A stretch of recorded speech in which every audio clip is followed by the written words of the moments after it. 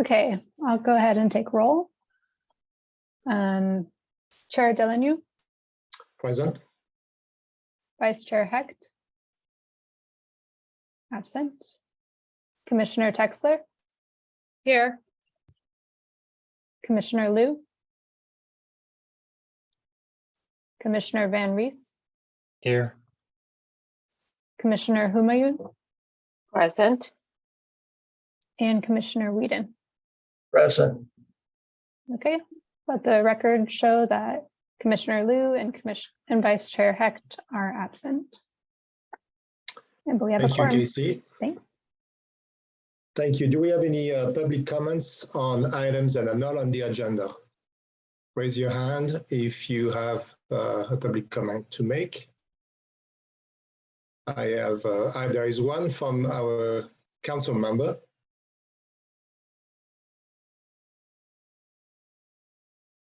Go ahead. Are you referring to me, Chair? Yes, I am Delanu? referring to you. I'm sorry. I should have called you by your name. Oh, no, that's fine. I don't have my hand raised. Oh, I'm sorry. It's my computer that has a hand on your little screen. My apologies. No problem. All right, so I need to move that thing on the side there. Okay, anybody else? Did someone have a public comment? Doesn't look like it. All right, good. Let's move on then with the agenda. And with the first on the agenda, the Environmental Commission minutes from last meeting.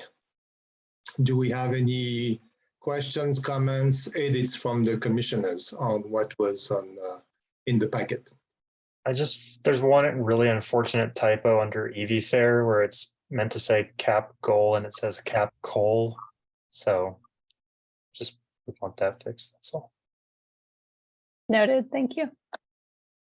I also have a basic question, and that is do we typically name members of the public who attend the meeting? This is the first time I've seen that. And if it's so chooses that we wish to do that, then the name for Connie, the last name is Miller. Okay, thank you. So is that a policy that we have to name the people that are making public comments? We have named those who make public comments, definitely, but I believe I saw in a previous meeting that we listed all the attendees, but I'm not sure that that's an actual policy that we have to do that. All right, so maybe that's an action item for you to check maybe internally to see if that's something we need to do or not. Okay. Thank you. All right, who wants to make a motion to approve the minutes with the changes and corrections that were made now?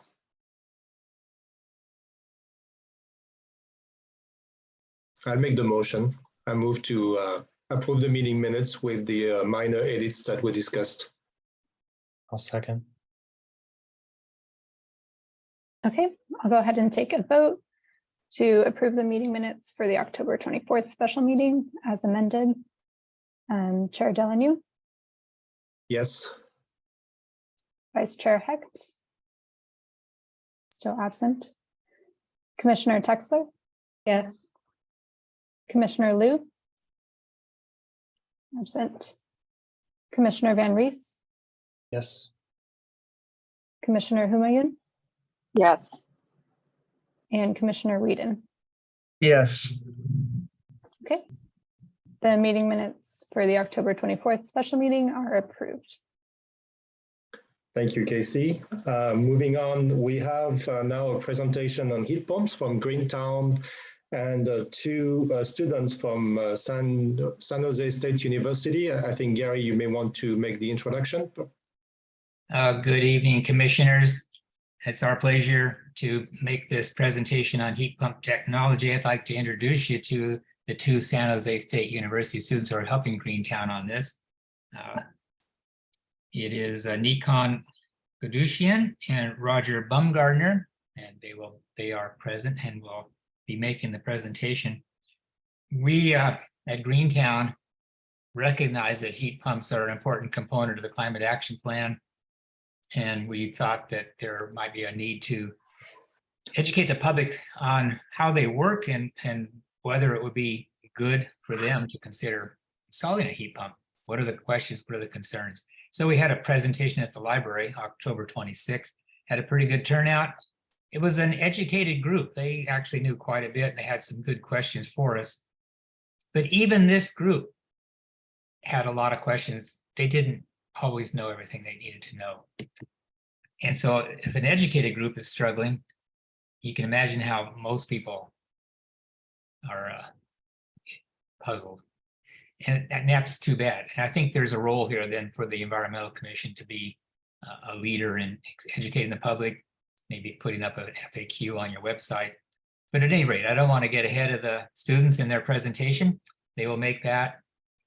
I believe we'll have some public comment and then take your questions. Thank you very much.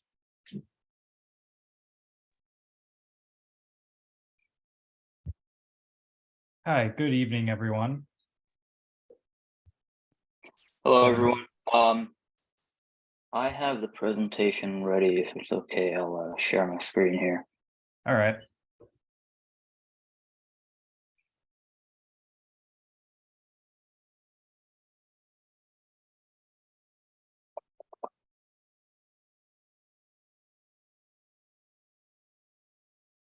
You guys all see that okay? Yes. Yes. Okay, perfect. Okay, Roger, go ahead, take us away. Sure. So for our presentation, it's Is There a Heat Pump in My Future? Suggestions for the Los Altos Environmental Commission. And I just want to say good evening and thank you all for taking the time to listen to this. Okay, so just a brief introduction. We conducted this research on heat pump technology as a part of our senior seminar course at San Jose State. And we worked in collaboration with Greentown through Gary. And the goal was to design a public program on heat pump technology to raise awareness and education about these alternative technology that is being suggested through the climate action plan. And as you guys are aware, we gave our presentation at the Los Altos Library on October 26th. And we gave it to, I believe the turnout was 32 members of the public. And some of the information that we gave was, we started off by just giving them a general kind of breakdown about how these technologies work. So we included space heating and cooling via air source heat pumps, as well as ground source heat pumps. We also spoke about water heating through hot water heat pumps. And we also described why it was important and why it caught the eye of Los Altos to have these heat pump replacements, as well as telling the residents about how great the residential energy is in emissions of Los Altos. All right, so we just kind of brought to their attention the fact that residential energy is the second largest contributor to carbon emissions in the city, and those are figures from 2018. And we also brought to their attention the fact that heat pumps are important for building electrification, which has been identified by the city as one of the mitigation actions to take.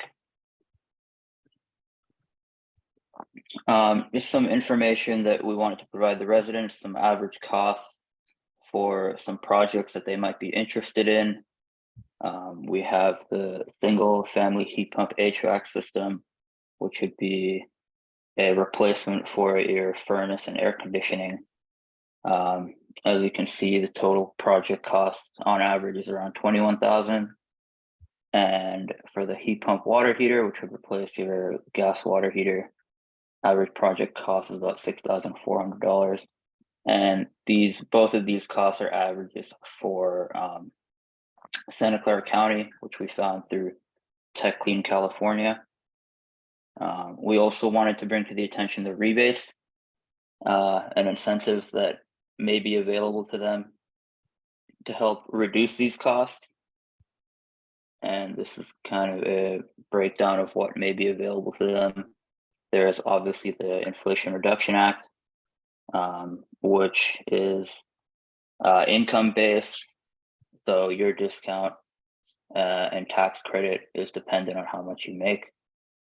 And that doesn't go in effect until 2023 either way, but we thought it would be important to let these residents know that. And of course, there's the local discounts that you can find through BayREN, which is Bay Area Regional Energy Network, and Silicon Valley Clean Energy.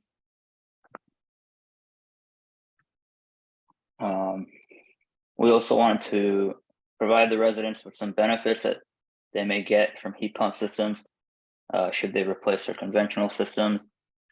So obviously the fact that they're dual purpose, meaning they can provide both heating and cooling through one system. They're incredibly energy efficient, which we explained to them due to the fact that they transfer heat, not try and create heat. They have an increased lifespan compared to conventional systems, around 20 years. They also have low maintenance. You may have to get, have someone come get your system checked out probably once a year. They're eco-friendly, obviously, because they don't emit any carbon pollution directly. They use electricity, but I believe residents have the option to opt into 100% renewable energy for their utilities. So that's how that can be mitigated. And then cost savings. You're going to be eliminating, residents are going to be eliminating the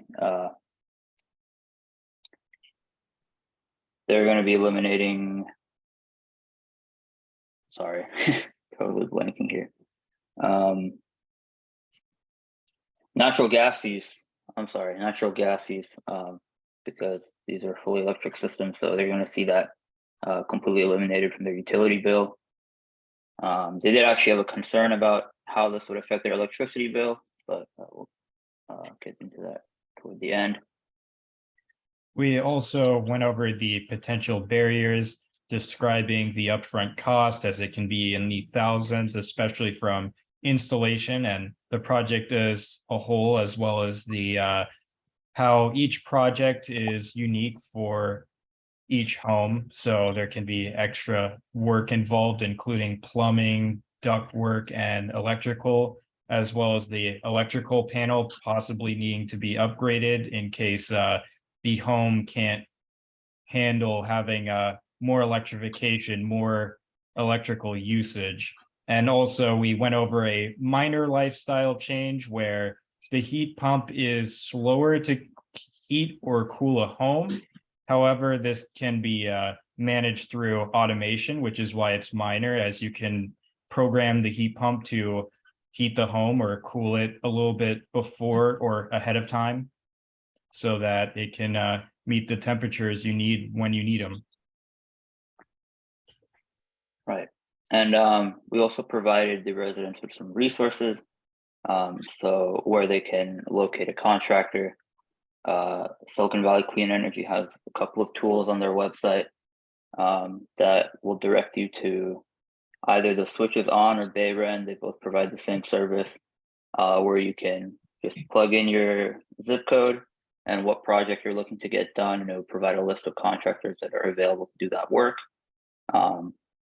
We also found another website called Rewiring America that residents could use to calculate what savings that they may get for these projects through the Inflation Reduction Act, which again is only active starting next year.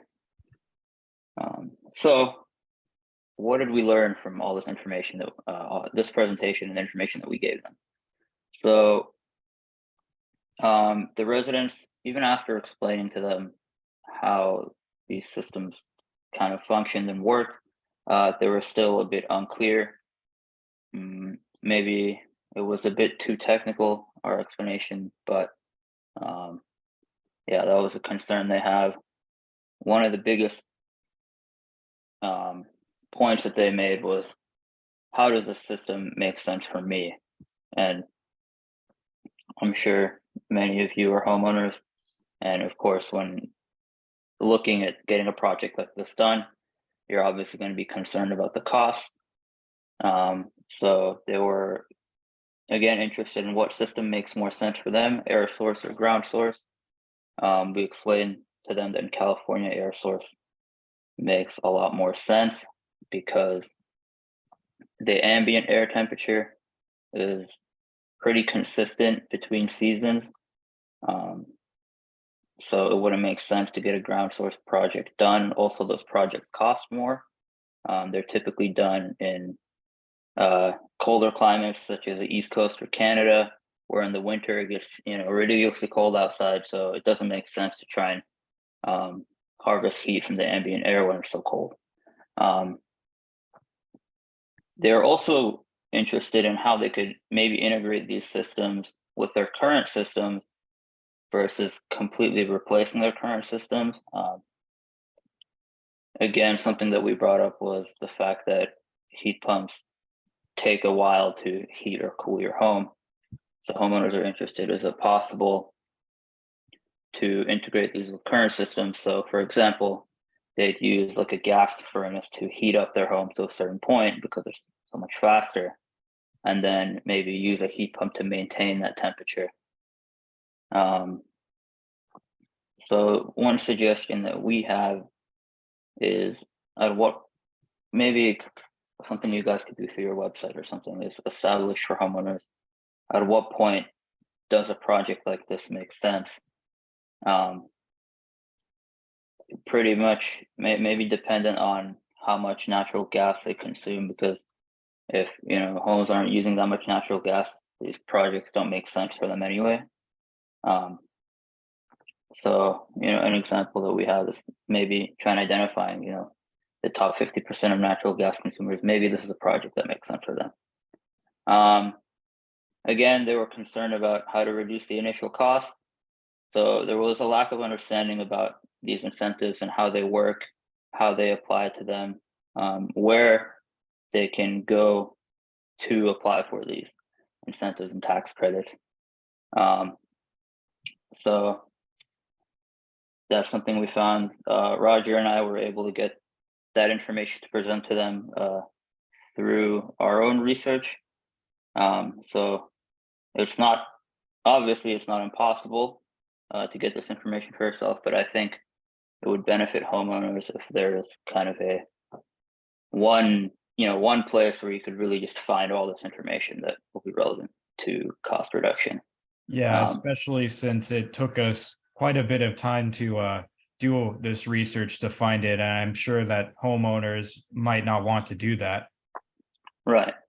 Yeah. So we've spent semester started in August. We spent about 2 months already on this project. We're almost done with it now.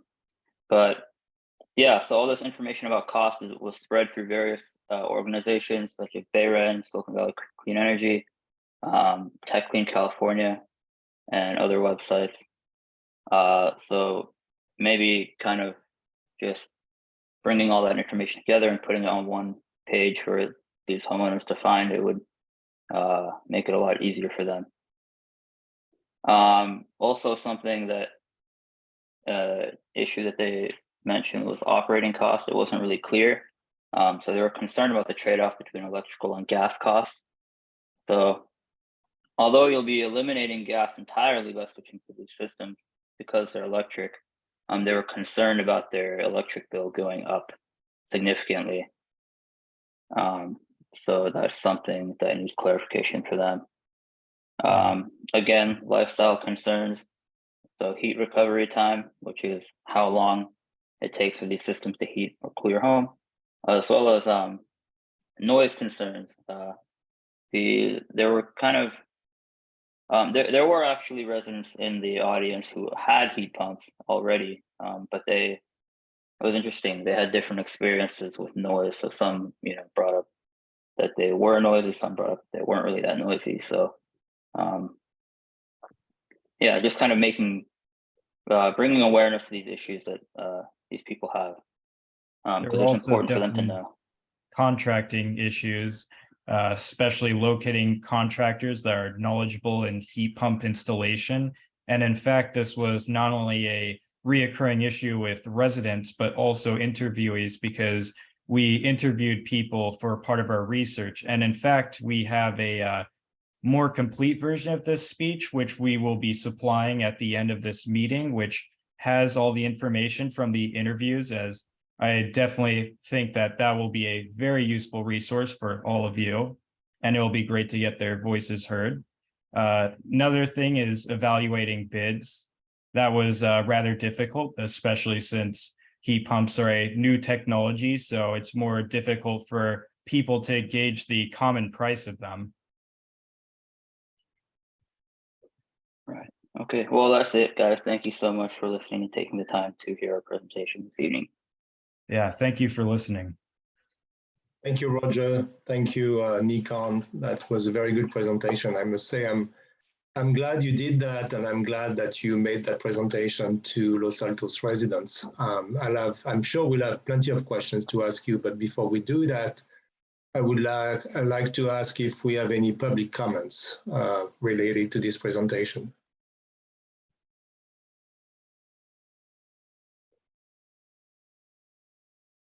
All right, I don't see any public comments, so there is one from Robert. Yes? Yes, go ahead. I installed heat pumps. I have kind of a holistic system. I have 30 solar panels on the house, 2 Tesla Powerwalls. We have 2 Tesla cars, and I installed them about in January. Everything is working great. I had excess electricity that I was generating even with the Teslas. and having the Powerwalls up during the summer. So about 2 months ago, I did install heat pumps. They are, without the Tesla cars being charged, I think that I would be 100% off grid, even on the heat pump at this point in time. The heat pump comment about them being noisy, if they're installed properly, they have multiple levels. So they have variable levels and they go on and they're quiet. I took out an air conditioner and put in the heat pumps, and even at their highest level in the summer when I was cooling, they were still quieter than the air conditioning. So I just thought I wanted to correct that. You can get around the expense by having solar. You can get around the noise by having a variable control, and that means you have to swap out a thermostat for a smart thermostat. And some of these things are non-issues when done properly. Thank you, Robert. We have 2 more comments. I see one from Jill Woodford. Hi, I just wanted to bring up a couple of things in general. I am very supportive of REACH codes and all electric new construction, and I happen to work in the industry, so a couple of things I have seen. One, if someone has a relatively new home with like a 200 amp panel, or they have a main home and an ADU that has a 100 amp sub panel, if they want to switch over to all electric with heat pumps, they're going to have to upgrade their main line coming in from PG&E to like 300 or 400 amps. So it's not just swapping out their panel, they're actually going to have to get a new line engineered and have PG&E run a new line to the house, which actually takes a really long time and costs a lot of money. So I just don't want to dismiss, like, it isn't just, you know, get a new main panel and then you're done with it kind of thing in every case. In fact, my house is less than 10 years old, and if we went all electric, we would have to re-engineer again and probably take a year for us to upgrade everything. And we also talked with our boiler. We have a boiler, we have radiant heat with a boiler. Our house is super energy efficient and our gas goes like $35 a month. But if we wanted to replace our existing heating system, we have heat pump air conditioners, but if we, let's just say we wanted to get rid of all the gas in our house, which we've talked about, and put heat pump hot water, and then get rid of the radiant heat hot water and put use that, we would actually have to replace it with 2 heat pump hot water heaters, whereas now we just have 1 water heater for both systems. So the cost is actually pretty high. So it would be useful for, I think, to have some use case discussions with some newer homes versus older homes, and have some examples available for people to look at and what those overall costs actually are after they implement this. Thank you. Thank you, Jill. Another comment from Ed. Go ahead. Yeah. Hi, can you hear me? Yes. I just wanted to share my experience also. I have a heat pump water heater, and I took advantage of a rebate through Silicon Valley Clean Energy. We've been operating the water heater for about 2.5 years now. It's been great. Because of that positive experience, we started to look into electrifying our home. So we also replaced our gas cooktop with an induction cooktop. My wife loves that. I love it because it's so much easier to clean. So the last step for us has been looking into replacing our gas furnace with a heat pump HVAC system. And because we have solar panels, I did the cost analysis, and it's I think there's an upfront investment, of course, but we plan to live in our house for a long time, and we'll make that money back. But I think the primary motivator for us has just been reducing our carbon footprint. And, we talk a lot about the future that our son is going to grow up in, and we just feel better about sort of having a smaller footprint and doing what we can to, live a more environmentally friendly life. Thank you, Ed. Thank you for the comment. Any other comments? Gary, go ahead. I'd like to thank the students again for their presentation and their work on this. And also Professor Cushing's in the audience. She's the professor that they report to on this project. And it was actually through her that we were connected. She connected Greentown to the program. It's her program in the environmental studies group. In terms of I'm going to get a heat pump water heater, and it'll be, I've been told that one of the lifestyle changes you have to adjust to is the recovery time it takes some time to recover. We'll take our 2 showers in the morning, but that's going to be fine because we don't take any other showers during the day. So it'll have all day to recover, and it'll be ready the next day. If you had a larger family, you'd want a higher capacity heat pump, and you can have them, I think they come with an electric coil. So if you need to emergency heat the water up, you can do it just by a hot electric coil. So there are ways to get around the lifestyle issues there. And then we also heard from people that the students, I think, talked to them as well about your home. And one person was saying how, well, he turned it on as usual at 6 o'clock, and it didn't warm the house up very well. It was slow. So we tried 5 o'clock, and we tried 4 o'clock. I'm not sure where he ended up going. It depends on the weather, I guess. But, like Roger said, you set the timer and you figure out what works. So there are some things you have to think about. I think one of the big issues that people are concerned about is cost. But I really love that Ed made the comment that he did, that sometimes we worry about the cost. It's really nickels and dimes when you compared to what's going on with the climate. And I think a lot of people actually are going to not worry about that too much. Just do this because it's the right thing to do. Thank you. Thank you, Gary. Another comment from Catherine Cushing, who's actually the professor in charge of all this. Hi, everyone. Can you hear me okay? Yes. Louder. Oh, it's really nice to see everyone here. And maybe I'll take this off. Hold on. I want to thank everybody, especially Greentown Los Altos. Gary has been really supportive of Nikon and Roger setting them up, constantly sending them emails. Hey, like this person had a heat pump and you might want to talk to them. And I know this utility manager here and I know this utility manager there.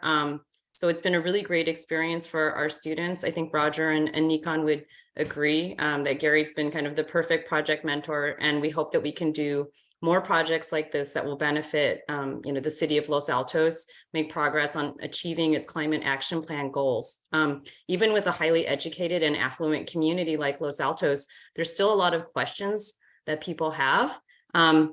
But I think one thing that really impressed us when we went to the library meeting was that so many residents came out, right? It was over 30 residents. And so there is this growing group of residents that are really interested in moving the needle on the REACH codes and just moving forward with electrification, just like Ed said. So I think just more meetings and more conversations like this, and maybe a user group of people that had actually purchased systems and converted them, because there's questions about like ducted versus ductless systems and what to do when you have a swimming pool. And how do people actually do an ROI calculation, just variability in the different quotes of vendors. So there's still a lot of work that remains to be done. So I just encourage the commissioners to think about if you were to want to continue this kind of thing, what additional questions might you have for the students or for our department, and we can go from there. So thank you very much, Gary, and the commission as a whole. And thank you. Nisa came to the students' presentation, and that was a highlight for them. So thank you. Thank you. Thank you very much. Any more comments from the public?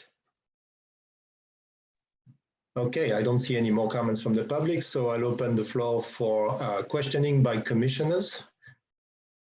Chair Delanu, we had one comment that was submitted. Oh, via yes, email. I'm sorry, Casey. Yes, go ahead. Can you read it? Yes, I can read it. So this comment was from Hans Zeller, and his email says, after living without air conditioning for the last 30 years, the heat wave this September convinced me that it's a good idea to get at least one room of my house air conditioned. Looking at my options, I realized that a single zone mini split heat pump for my home office fits my needs perfectly. I see 5 advantages for my use case. First, I get an air-conditioned room on those very hot days when it's needed. Second, I get to use the same unit in the winter to heat that room and reduce gas consumption of my forced air furnace. Third and fourth are the increased efficiency of the heat pump over a space heater and over using possibly leaky air ducts.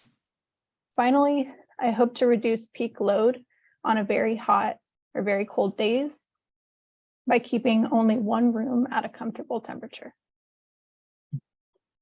Thank you, Casey. All right, so opening the floor now for questioning by commissioners. So I'll go first if that's. Yes, go ahead. So first of all, I just want to thank you for the presentation and for doing this outreach. I think it's great to both have your report and the fact that you were reaching out to some of our residents and answering some of their questions. I particularly appreciate having the slide on the feedback and trying to that. I think that will help us as we try and figure out, what we can do as a commission and as a city to move along the electrification of our homes, and hopefully in a way that is provides choice for our residents. So given that this is a fairly long list of feedback and or questions, do you think you could hypothesize about what are some of the most effective things that we as a commission could focus on? Is it having the information in one place? Is it building as Professor Cushing said, building a group of users? Is it providing the better access to contractors? Did you get a sense of kind of what the biggest hurdles might be? Right. Thank you, Laura, for your question. So I believe probably the two things that should be done, or I guess that I would suggest, is having all the information in one place as far as cost and incentives go. The information is pretty spread out, and it took us a month or two of research to compile it and find it for ourselves. So that's definitely something I would suggest. And then, like Professor Cushing suggested, maybe having a page where it's just experience from residents who have already done projects like this. So people who are interested could kind of understand, okay, what can I expect? So I think those two things are really important. Yeah, probably those two. I guess just understanding how these technologies function. It's not that hard. There's millions of videos on YouTube that explain how these work, and they're great.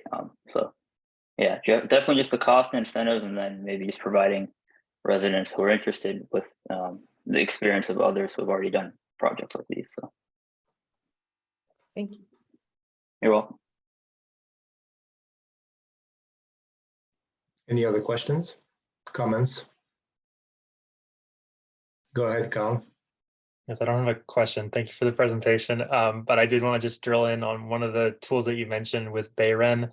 They have a service called BayRen Home Plus Energy Advisors, and I highly recommend that to anybody looking at this, because that applies not only to getting this heat pump technology, but in general home electrification. It's basically just a free service where you can talk to an expert, and they will email you as well. But I find that is a very helpful thing, and it's completely free, and they're not trying to sell you anything in particular. It's just helpful in general. So I just highly advise that as a tool people to keep in mind. Thank you, Carl.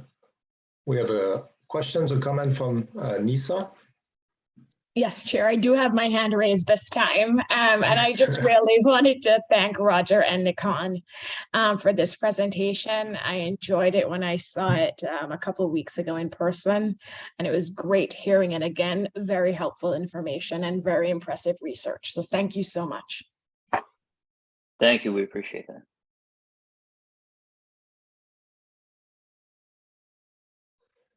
So I have some questions. And again, thank you again for doing this work, making the presentation to Los Altos residents. I think it's really important that we do that we help people understand heat pump technology and how they can replace their gas appliances with better, more efficient appliances not using gas.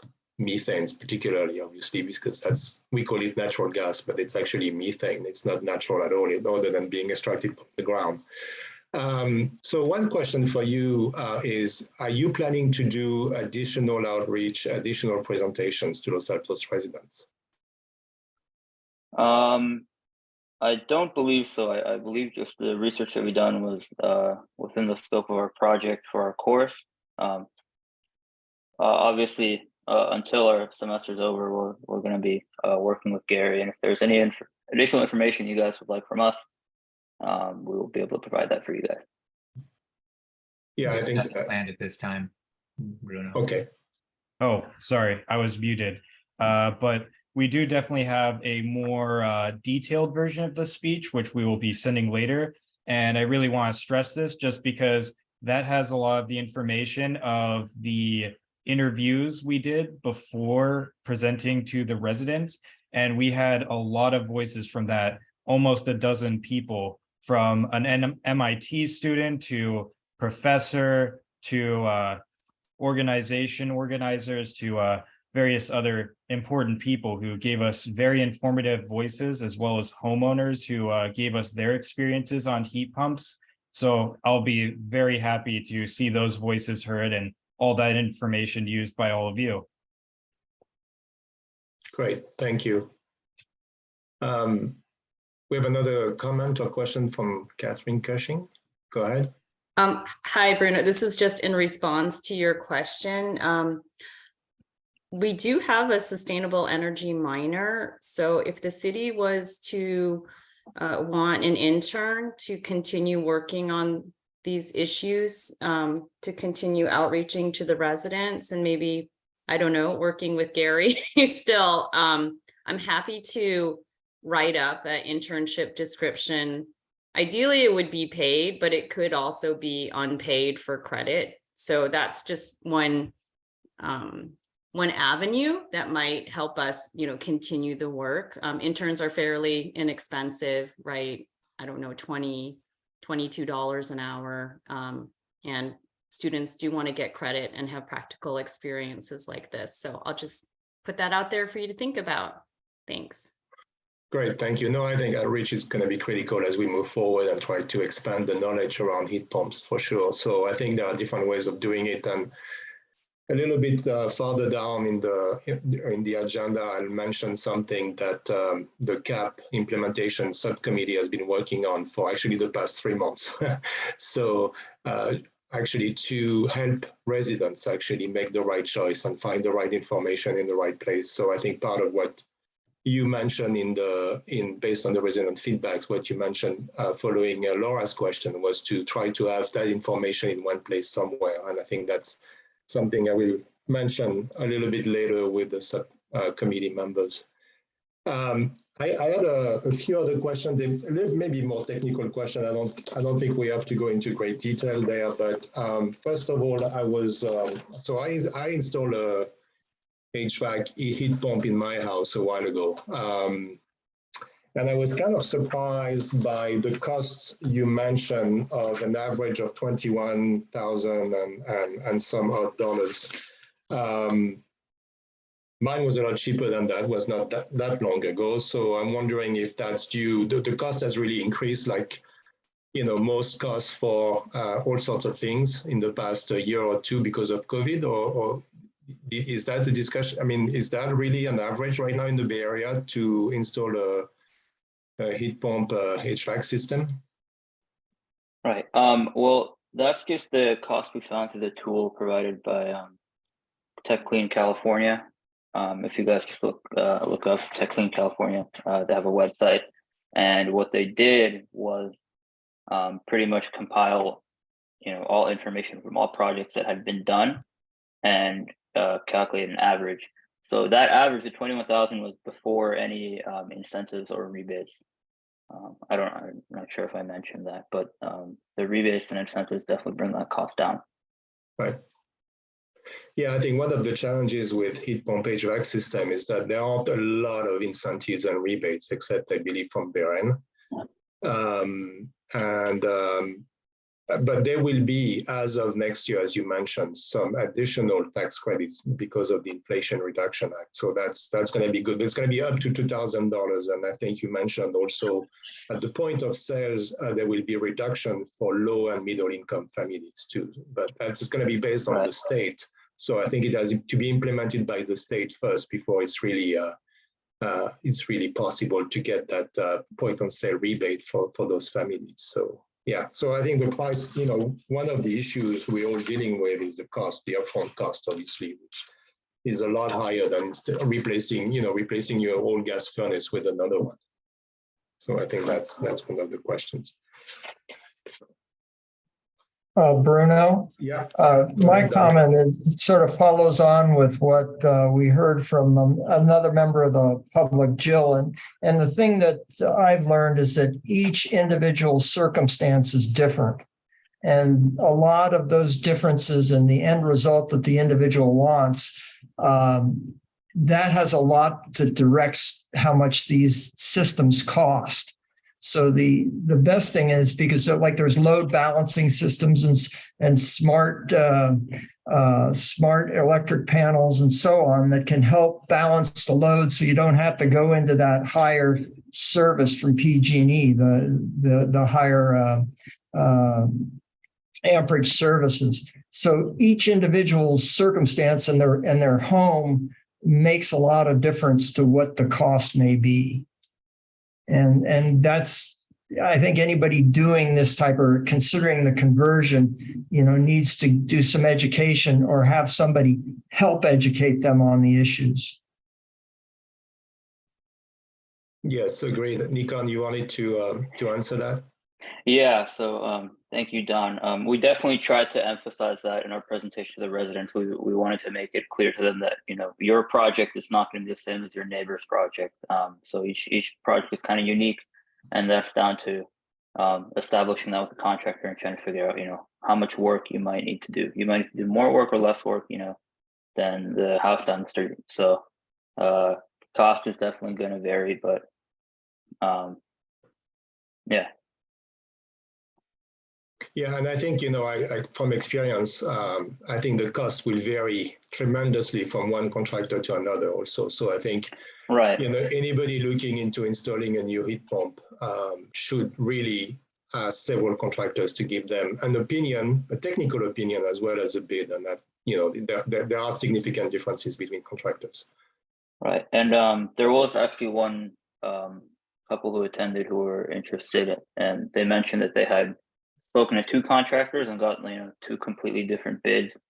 So yeah, we also tried to encourage them, you know, speak to as many contractors as you can, get as much information as you can. So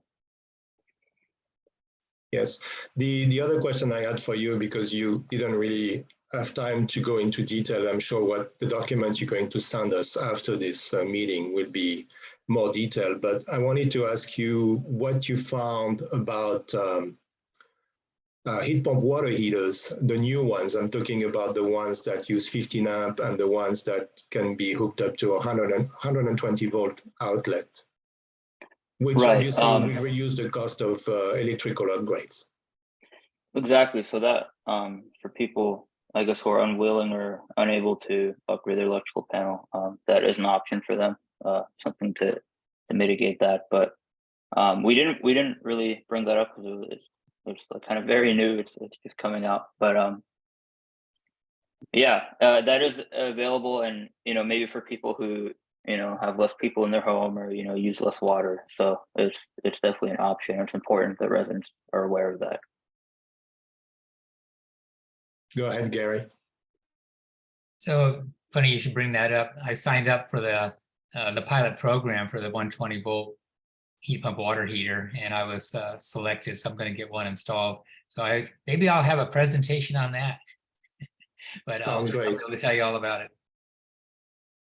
Yeah, I think in general, I think the technology is improving, and I think new equipments, better equipments, and giving people more options actually are becoming available almost on a yearly basis nowadays. So I think the costs are going down, the choices are ever greater, and I think that's a good thing for us as we move forward. Roger, go ahead. Yeah, that was in fact one of the points of the residents. Was one of them asked if they should get the heat pump technology now or wait for it to advance? Yeah, it's already reasonably advanced, but sure, you know, obviously, you know, improvements are being made all the time. So I think we have a comment from the public also. Diane? Yeah, hi. I'm sorry, I missed a good part of the presentation, but I'd like to make a comment. We installed a heat pump and replaced all of our ductwork, and it was very expensive, and it works fine.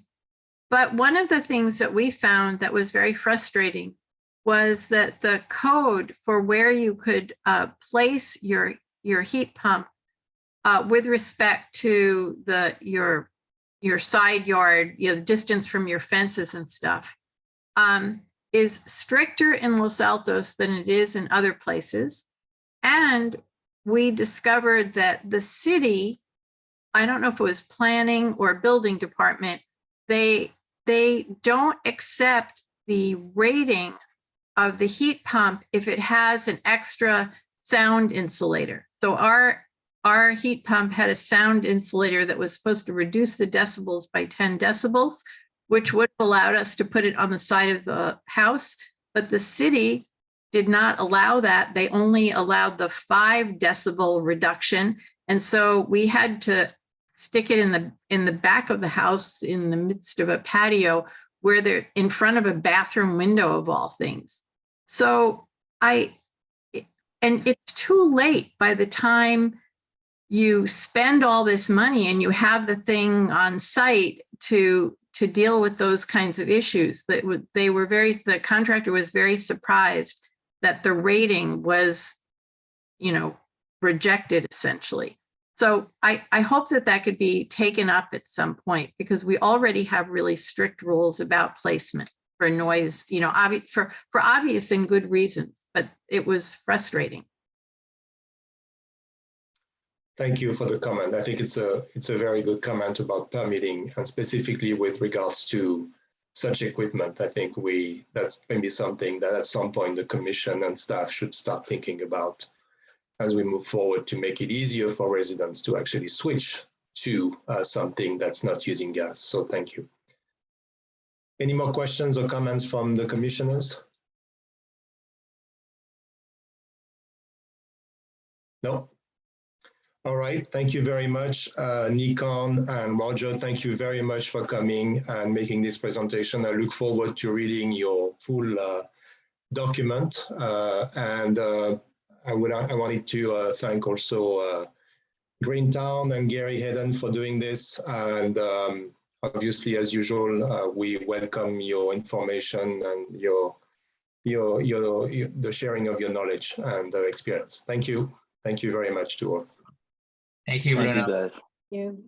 Thank you, and I'm so happy to see all these comments. Thank you, Roger. Thank you, Nikon. Thank you.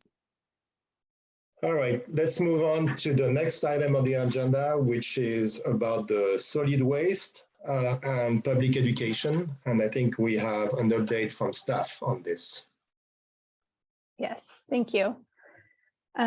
So I will provide some background information and then a status update. So the background: in September 2016, Governor Jerry Brown signed into law SB 1383 organic waste diversion regulations in an effort to reduce greenhouse gas emissions. In November 2020, the California Department of Resources, Recycling and Recovery, CalRecycle, finalized SB 1383 regulations.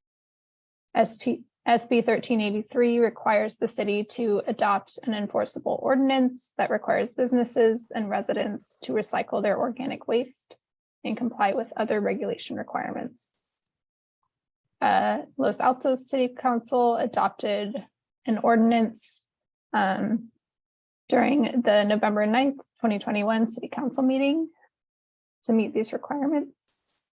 And the City of Los Altos completed its universal rollout process in 2022, in which businesses received their organic bins. The public education and outreach process will occur from 2022 through 2023, and then enforcement of the ordinance begins in January 2024. And the overall requirements of this law are that the city must reduce its organic waste disposal by 75% by 2025 from 2014 levels, and it must reduce edible food disposal by 20% by 2025. And SB 1383 is aligned with CAP action item 3.1A, which is to increase the landfill diversion rate. So our status update is that the city is currently in the public education and outreach phase of implementation. Cascadia, who is a subconsultant to R3, a subconsultant to us, is currently performing in-person outreach to businesses in Los Altos. And this outreach includes providing businesses with signage to display near these collection containers. And we included an example of that from Mission Trail that shows what can go in these green compost bins. So that's our update.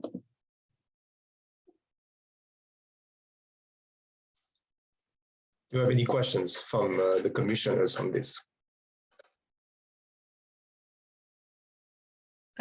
Yeah, I had one question. Do we know, or what's our organic diversion rate currently at?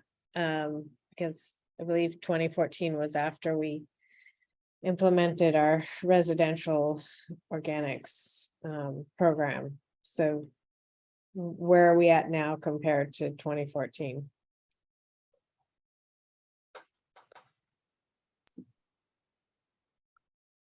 That's a good question. I'd have to grab the numbers and follow up on that. I know we've had the presentations in the past, but I just don't remember offhand. Yeah, we can look into that.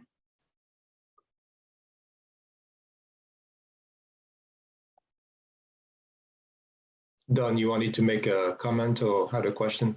Well, I guess my comment was something that echoes Laura, because I think Los Altos as a community has been ahead of most other communities since our green waste you've always been able to put your food waste from your homes into your green bins. And so it is an interesting question on where we stand as a community. Now, certainly the requirements for commercial recycling of food and food waste handling is something that, yes, we really have to do the educational part there with what the law now states regarding the commercial aspect. But it would be interesting to know how well we're doing with the residential arm of it as well.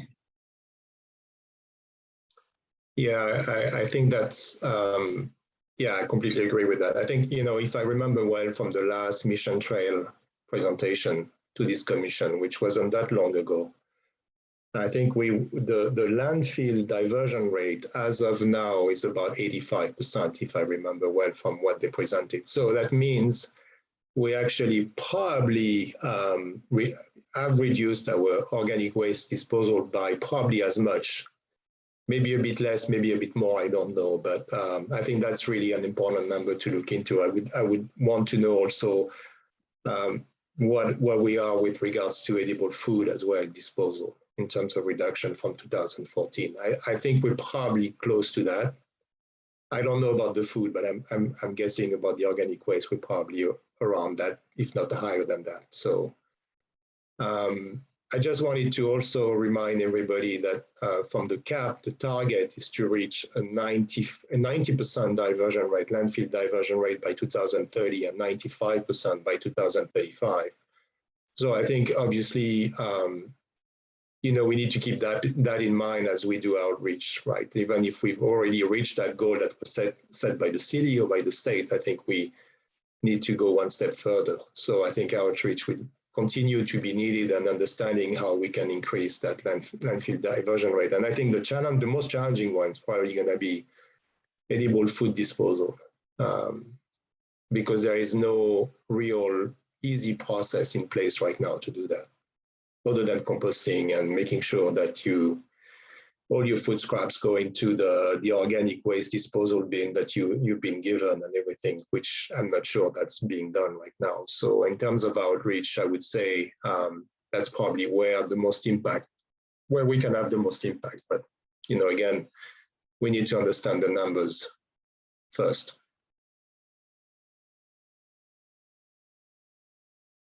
Any other questions or comments?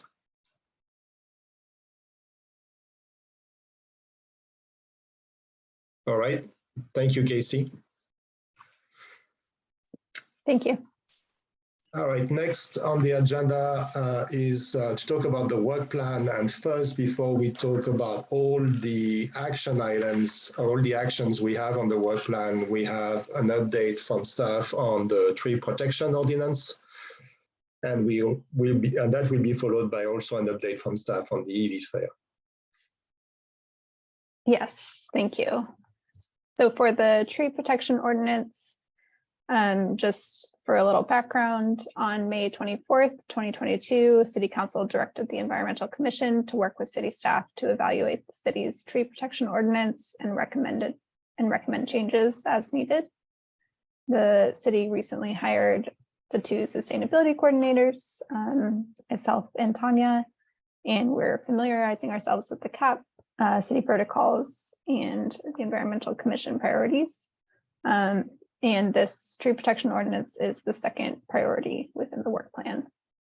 And it's all related to the CAP action item 5.2A, which is to increase urban tree canopy. So staff presented our initial recommendations for updates to the tree protection ordinance to the Environmental Commission Subcommittee on November 2nd, 2022. The subcommittee then provided their feedback to staff. We are also seeking information from a certified arborist to inform our recommendations for the ordinance. And we'll continue to update the tree protection ordinance recommendations based on both the subcommittee feedback and feedback from the arborist. And once that's done, we'll bring those recommendations to the subcommittee and then update the Environmental Commission at a later time. Thank you, Casey. Do you have any questions or comments from the commissioners? I know we have 2 commissioners from the subcommittee as well at the meeting right now.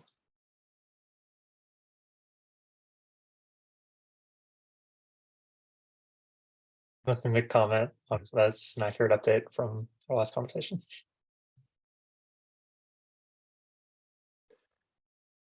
What kind of timelines are we looking at to have a draft ordinance come to the commission for review?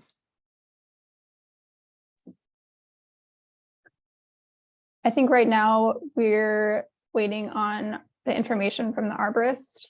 So we've reached out to them to get a fee proposal and to work through that, the city processes on that. And so once we get that and are able to incorporate those recommendations and also do our additional research based on the subcommittee's feedback, then we'll bring that back to them. So the timeline's a little bit unknown right now, but. Yeah. Okay.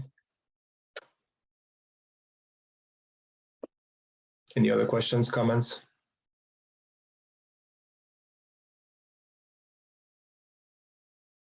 All right, thank you very much. Next on the agenda is the EV Fair update. Yes, so I'll provide an update on that. Again, as we talked about last time, the goal, some of the background is goal 1.4A of the Climate Action and Adaptation Plan recommends the following: developing an yearly EV fair with participation from local dealerships and owners, developing a map of the city charging network and available dedicated parking spaces, create a webinar series on EV ownership, and promote all available incentive programs and encourage their use. And the overall goal is to increase education and awareness of available EV resources and incentive programs.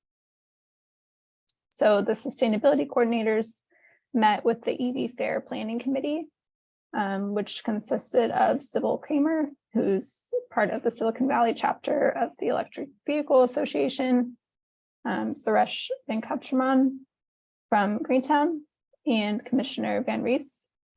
And we discussed some of the planning status and coordinated next steps on planning the EV Fair. We also discussed potential venues, timeline, and different features and elements of the fair. So the sustainability coordinators will work together to lead the implementation of the EV Fair in collaboration with Greentown and the Electric Vehicle Association based on the CAP guidelines under goal 1.4A. And we will attend meetings related to this item and request support on various tasks from the Environmental Commission. Thank you, Casey. Any questions, comments? And actually, I must, I will ask also members of the public if they have any comments first on this particular item, and the previous one I forgot to ask. We have a comment from Jill. Hi, thank you. I just had a couple questions. I'm going to actually email Casey because I would love to look at the tree protection ordinance. And in the past, I've written to the city several times about this, specifically related to construction. And there are some cities in the East Bay, specifically in Palo Alto, that have much more specific, clear, and stringent tree protection ordinances compared to Los Altos. And I would love to see us adopt some of those, particularly around coast live oak or other protected trees. I don't personally believe redwoods because they're not native to Los Altos, but you know, whatever the the committee and the city and the arborist recommend, I would like to see that become much clearer. Like, for example, Danville has a very clear tree protection ordinance, and they tell you at this height from the ground, at this size of a tree trunk, this many feet have to be protected, and there can be no construction at all within that many feet of the trunk. And so there's no like wishy-washy, oh, someone just cut their tree halfway back and now they can build something because the actual canopy isn't that big. No, it's all based on like the maturity of the trunk and the size of the tree. There's no like interpretation really. It's very cut and dry. And so I would love to see that. The other thing that happens is different planners impose different rules on homeowners for projects. And I've seen tree protection ordinance interpreted very differently from planner to planner. And so, you know, making that really clear would make it easier for that to be uniformly applied. And then the other thing is that engineering, city engineering, they provide encroachment permits for right of way. So when someone's building or doing work along the easement, along the road, it's not city planning or building, it's through city engineering. And they actually don't protect trees at all. And so I would just ask, I mean, even the construction tree protection plans that are, you know, part of a building permit are completely ignored. Engineering doesn't respect that at all. And they impose different rules at the end of a construction project that completely violate the tree protection ordinance. So my request would be that whatever this ordinance is, that it be, you know, the education extends to all city staff. And I happen to talk to the maintenance folks that work for the city, and they really get bothered by things like that because they do care about the trees. So if just make sure that every agency or every, you know, group within the city is on the same page. And I would like to just ask one thing about the EV fair. Can we get e-bikes there? Because I don't want to be like Coke at the COP27 conference. Like, it's a supply issue, not a demand issue. And so let's not just give people one choice. Let's give them every choice and the best choice possible. And that would be e-bikes, not cars. So that's only my comment about that. Thank you so much. Thank you. All right, any questions or comments from the commissioners? Carl, go ahead. Just to that last point, I know e-bikes is a discussion point for the EV fair, so I know that that's in the works. So just wanted to add that. Thank you. Questions, comments?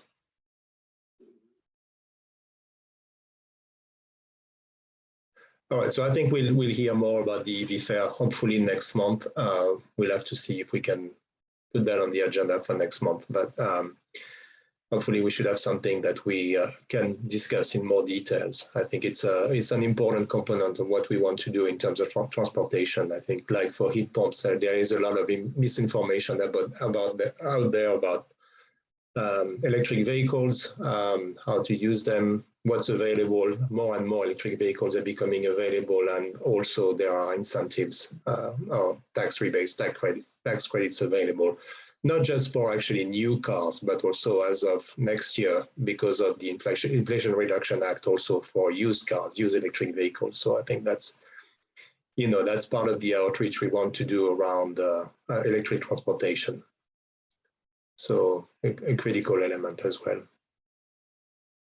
All right, thank you. If there are no other comments, I would like to go through our work plan and all the other actions we have on there and get updates on each action by the subcommittee members. So I'm going to go through the list. So we have the CAP implementation subcommittee. So I'll have Carl and Rashina provide comments as well. I would start by saying we're working on 3 different elements right now. One, which is the one I mentioned after the heat pump presentation, is that we've been working over the past 3 months to put together a document that would reside on the EC Commission website. Now it's under review by staff. Casey and Tanya have been working hard on this. And actually, I've reviewed almost final version, which is very similar to the version that was put together by the subcommittee. And I wanted to mention to you all commissioners that that finalized version from staff and us will go to you probably this week. Can you confirm that, Casey, if that's going to be out this week to the commissioners? I think I need to follow up on the edits you provided, but I think by later this week, that makes sense. So expect to receive an email from either Casey or Tanya with these two documents. This will be a living document, so I think we can make updates as we go. But I will ask you to review what these documents are and provide any comments or edits you want to add to this document before it goes live on the website. So the way it's going to be, it's going to sit. So if you look at the e-commission website, on the left side, you have various tabs. You have a tab for agenda and minutes, rich codes, CAP, and so on. So there will be two new tabs, one which will be about electric buildings or electrification of buildings, and the other one which will be about solar panels and batteries. These documents actually get to the issues that we encounter today, which is, you know, educating residents about heat pumps and about solar panels and batteries, but really to give them the information to make the right decisions and to, you know, help them replace their gas appliances with electric or heat pump appliances specifically, or actually induction cooktop if we're talking about the gas stovetop. So that's what it is about, is trying to put into one single place all the information that people will need to be able to get started on figuring out exactly what's going to make sense for them and which appliances make more sense for them to replace. So, you know, if you can just make sure that to take a look at that. If you don't have any comments, that's fine. If you don't have any edits, that's fine. Just say you're okay with it. If you have comments or edits, please make sure that you provide that information to Casey and Tanya, and we can finalize these documents to go live on the website reasonably soon, I hope. The second, I don't know if Carl and Rashina wanted to add anything about this. So the second thing we're working on is we're following up with Block Power. We had Block Power come to the EC Commission meeting in September, and we are in the follow-up period. I personally actually had we as a subcommittee had more discussions with Block Power in terms of what would make the most sense for Los Altos. I had additional discussion with Block Power. We're going to have more discussions at the subcommittee level with Block Power, and hopefully we should be able to bring something forward back to the Environmental Commission in terms of the outline of the kind of work or the kind of agreement we can have with Block Power to help us electrify Los Altos buildings. So I just wanted to let you know that we're working on it, and hopefully it's going to come back to the Commission. I'm guessing early next year, probably not this year.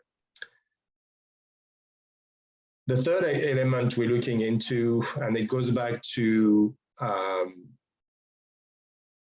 what I think is important.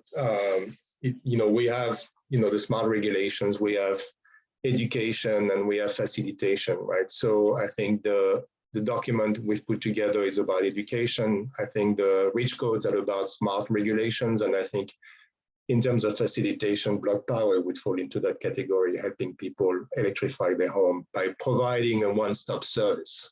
Because, as you know, it's very complicated now to get the contractors to understand the rebates, to figure out what appliance should be changed first, and so on. The other thing we're working on is trying to engage residents to do something about climate change. So one of the things I think that will be important in the future, and as we go and do these changes, is to make sure that residents are in line and understand and are involved in what we're doing.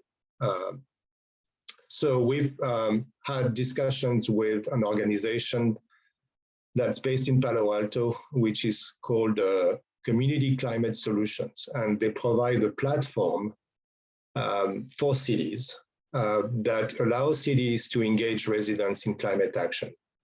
So I'm not going to say much more about this because you would need to see the whole presentation from Community Climate Solutions, but you can start looking at their website if you want to start gathering information. I think it would be potentially a very low-cost tool for Los Altos to implement to be able to get residents to be involved in climate change and climate action and really be engaged in that. That's something that we really believe it's important and being engaged and therefore being behind the CAP and what we're trying to achieve with the CAP. So these are the comments I wanted to make about the subcommittee for the CAP implementation plan. I don't know if you have any questions. I just wanted to ask something about the webpage resources that you're working on. Are you also including links to other resources? And if so, I would just encourage you to include Actera's work on heat pumps and EVs, because they have a lot of good information, particularly recorded webinars that would be good to include on that list. So we have links, obviously, to resources in that document, so people can click on the link and have more access to more information. And I think we can add more resources if we need to. I think it's going to be interesting for you to look at that and see if we're missing anything. And obviously, as I said, it's going to be a living document because it's going to be on the website. We'll be able to update it as we get new information or new information becomes available. Great. All right, thank you. Okay, reach codes, where do we stand with the reach codes? Do we have any more information from either the subcommittee or staff?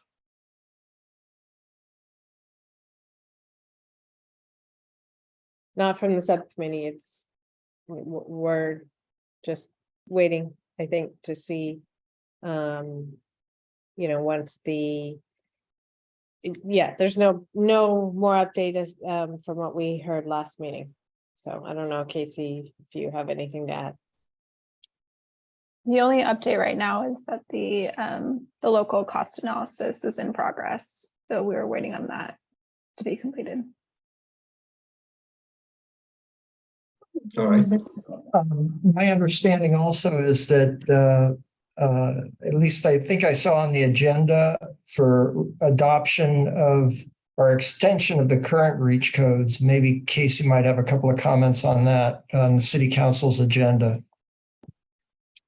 Yes, there is an item on tomorrow's city council meeting agenda to re-adopt the current codes for Los Altos, and it recognizes the 2022 California Building Code. So it's item number 4 on tomorrow's agenda, if you want to take a closer look.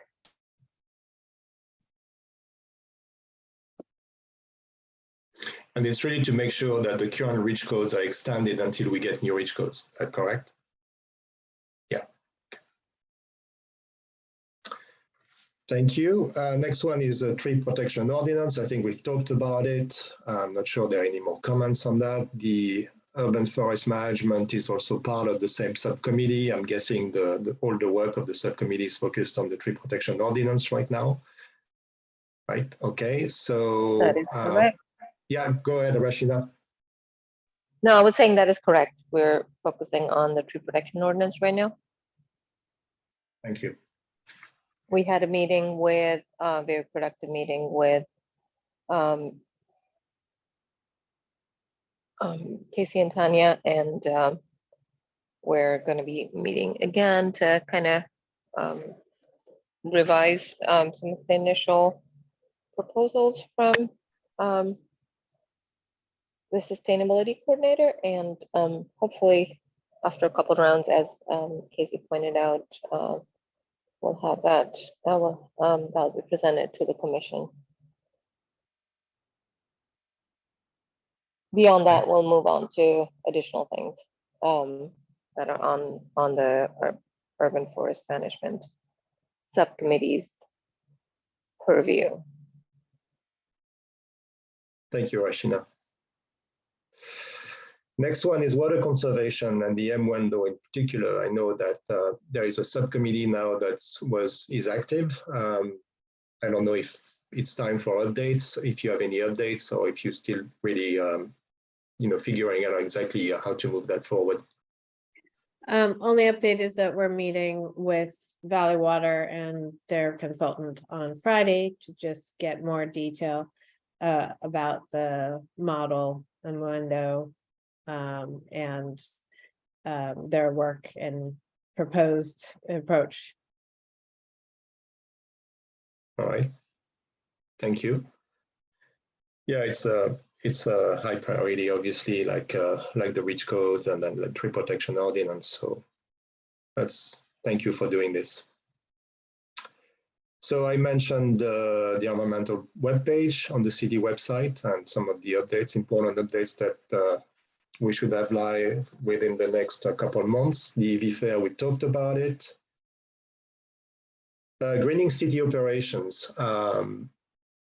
So I'm going to make a couple of background comments on that, and I will ask Casey and potentially Tanya to update maybe the commission, and that's, or maybe it's something that they're planning to do at a later date. So if you look into the CAP, there is an action, which is action 4.1A, which is about doing energy audits and doing upgrades to city buildings to make them more efficient. So I had started to work with Manny Hernandez on this at the time before actually Casey and Tanya were on board. And Manny and I had a meeting. I put Manny in touch with the BRN Technical Assistance Program, which actually provides assistance to cities, to local governments on their buildings to start audits and propose a plan for updating those city buildings to make them more efficient and obviously greener, using, in particular, as we've talked about, heat pumps and electric appliances and potentially going into solar panels and batteries. So that's something that Manny was doing. And I know that's something that he transferred to now Casey and Tanya, if I understand correctly. So what happened is that after the meeting with the technical assistance program from BRN, they sent Manny some Excel spreadsheets and information that needed to be filled out to be able to start the process. Again, I should say that it's a free process for the city that's completely covered by the BRN Technical Assistance Program from a financial standpoint, at least with regards to the audit. So, so I think the Manny was in the process of getting these documents put together and sent back to the Technical Assistance Program at BRN, our contacts there. So Casey and Tanya, you don't have to really answer that right now because I know that you're just brand new at this, but I think that's just something I wanted to mention. That's something we should do reasonably soon because it's something that we can do again, as I said, without any expense and would give us a great map for updating our city buildings, at least the ones that will be around for still quite a while, won't necessarily be replaced. So I think that's something that would be very useful to do and reasonably soon if we can. So maybe we can plan to give the commission an update in the next meeting or maybe in January, depending when you guys are ready. Okay, thank you for that reminder. It's on our list to follow up on. And I know there's a lot on your list. Just like we keep on piling stuff on top for you. So Can I tag one thing onto that? Yes. Cities. So I think, Casey, that you started going to the MOG meetings, but I just wanted to point out that SVC is also offering support for fleet electrification. So that could also be rolled into that effort as well. We did have an initial meeting with them on that just to learn more about their program and and the kind of services they offer and technical assistance. So yeah, it's another item we're looking into as well. Great. Thanks. Thank you, Laura. Thank you, Casey. All right, single-use plastics. I wanted to talk about that because we're going to restart the single-use plastic subcommittee. For those of you who were on board back in 2020, we had a subcommittee working with staff to put together footwear, accessories, and footwear accessories ordinance. That was put on hold at the end of 2020 because of COVID, and we didn't want to burden businesses with an additional ordinance.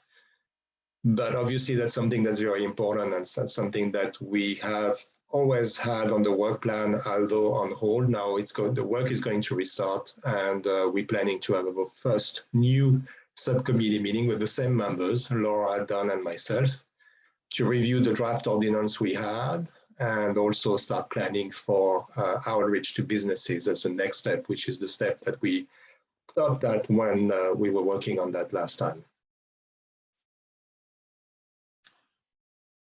So more coming on that in the coming months. I skipped one which was about assisting staff with various outreach and education efforts.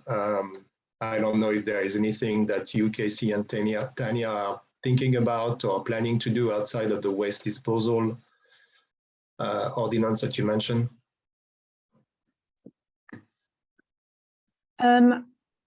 I don't think there's anything else on that item right now. We have one update in our city staff updates on AB 1276 outreach. That's about it right now. Okay. And then the gas-powered off-road engines, we don't have a subcommittee right now. That's not a priority of this commission at this time. We're very supportive of what Greentown is planning to do in terms of adding homeowners to the ordinance, the gas-powered off-road engine ordinance ban. But other than that, there is no plan to do anything at this time. All right, so I think that's it. That covers the work plan agenda items, unless I forgot something, but I don't think I did. I was going through the list. So moving on, city staff updates. Yes, so we just have a few additional updates. The first is that during the city council meeting on October 24th, City Council authorized funding to cover the cost of additional compost giveaways in the fiscal year 22-23. The second update is for AB 1276.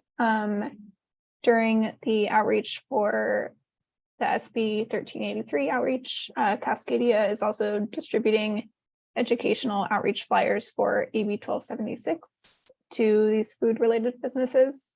And that outreach started on November 1st and will continue throughout this month.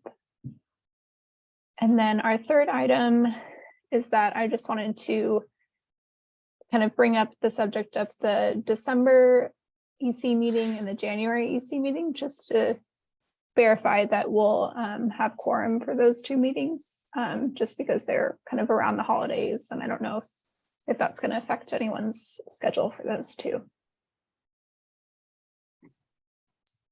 And I know we don't have all of our commissioners here tonight, so maybe that's something we can also follow up with in an email. So that's December 12th and January 9th.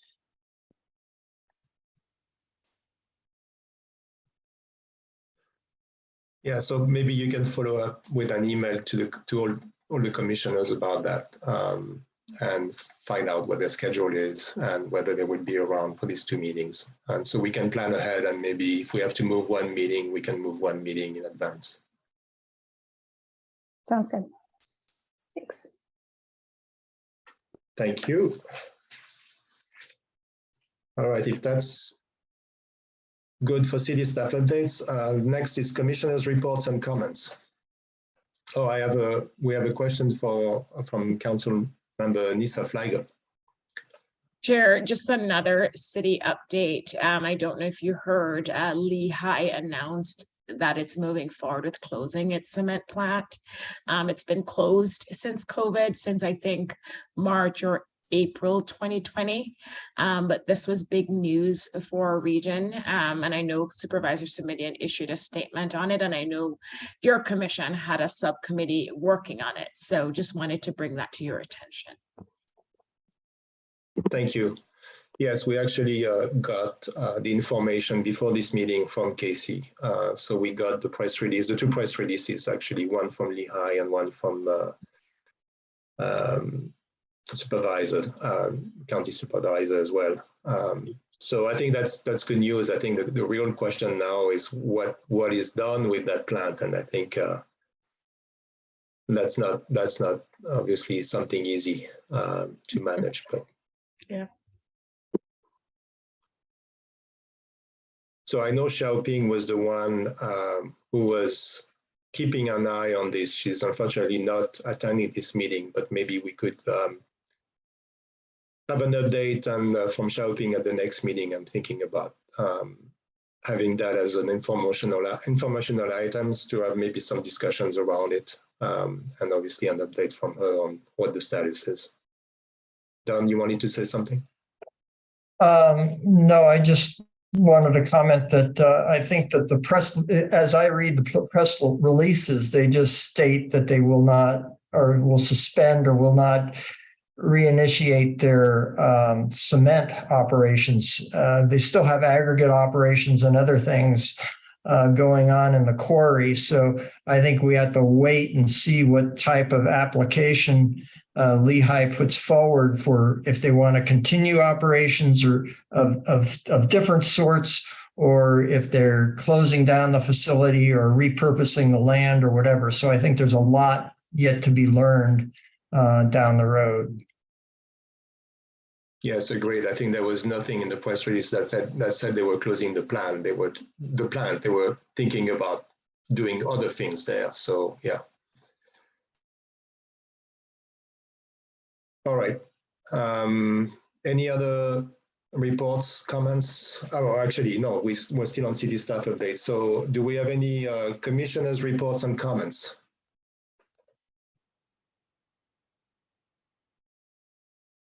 So the only thing I wanted to report is that I was assigned to the council meeting of October 30th, I believe that was. I think the most important, for us at least, discussion that took place was about the Complete Street Action Plan, or the Complete Street Master Plan, I guess, and that was approved by the council, so it's moving forward. I don't know, what the details will be with regards to implementation. I was, since we had the chair of the Complete Street Commission and I had started some discussions, I was hoping that I could meet with her to get an update on what they're planning to do and see if there is any help we can provide from that standpoint. So if I have that meeting with her and I will report to the commission about the outcome of the meeting and whether that's something we can collaborate with. We can collaborate with them on some of their actions. So.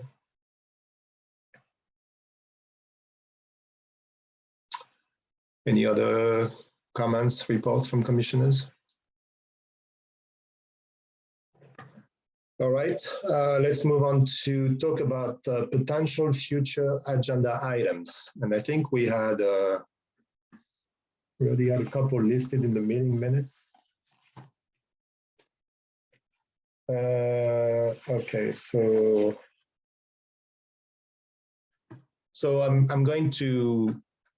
So we have an EV Fair update potentially at this December meeting. Is that still something doable? I believe it's doable and is good considering the timing that's being discussed for when that would be held. I think it makes sense. So right. I think it's best to schedule time for it. Great. Any other agenda items?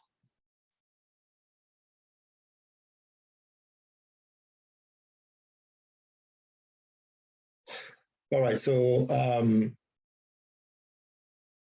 so at least the fair potentially, and I think we'll see if from a CAP implementation subcommittee, maybe we could have a presentation, maybe from Community Climate Solutions. I'll have to see if that's something that's possible. We can talk about that. We have a meeting that's coming up at the subcommittee level. We can discuss that, but I certainly would like the commission to take a look at what they're offering and whether that makes sense for Los Altos, understanding again that, you know, it would be a great way to engage residents on climate action. All right. Thank you very much. Sounds like we've gone through all the items on the agenda. So I wish you all a good evening, and we'll meet again, hopefully in December the 12th. Thank you. And thank Thanks, you, everyone. Casey, for your first EC Commission meeting as a liaison. Great job. Thank you. Have a good night, everyone. Thank you. Bye. Thanks, everyone.